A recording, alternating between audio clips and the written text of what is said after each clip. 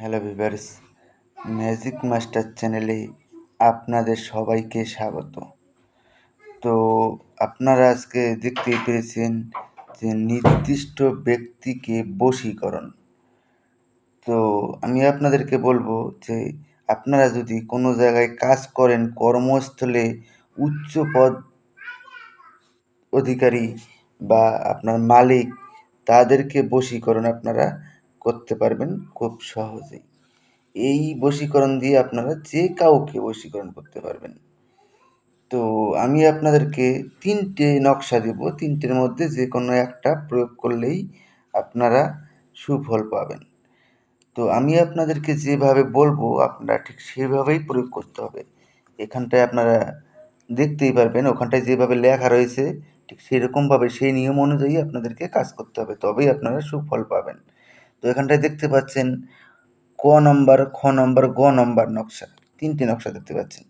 তো আমি আপনাদেরকে বলে বুঝিয়ে দিচ্ছি। কর্মস্থলে উচ্চ পদকারী মালিক কিংবা কোনো নির্দিষ্ট কার্যসিদ্ধির জন্য কোনো ব্যক্তিকে বশীকরণ করতে হলে ক, খ, গ চিহ্নিত যন্ত্রের যে কোনো একটি যন্ত্র ব্যবহার করলেই তাতেই সুফল প্রাপ্ত হবেন। ক নম্বর যন্ত্রটি কুমকুম বা গরুচ্ছনা দ্বারা ভোজপত্রে লিখিবেন। যাকে বশীভূত করতে হবে যন্ত্রের মধ্যে নির্দিষ্ট স্থানে তার তার নাম লিখিতে হবে। তারপর যন্ত্রকে ধূপ দ্বীপ দেখিয়ে কোনো শুভ মুহূর্তে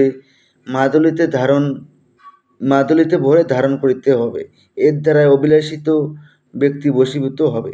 খ নম্বর নকশা, যন্ত্রটি সাধারণ কলম কালি দ্বারা সাদা কাগজে লিখে যে কোনো শুভ দিনে ধারণ করলে অভীষ্ট ফল লাভ করবেন।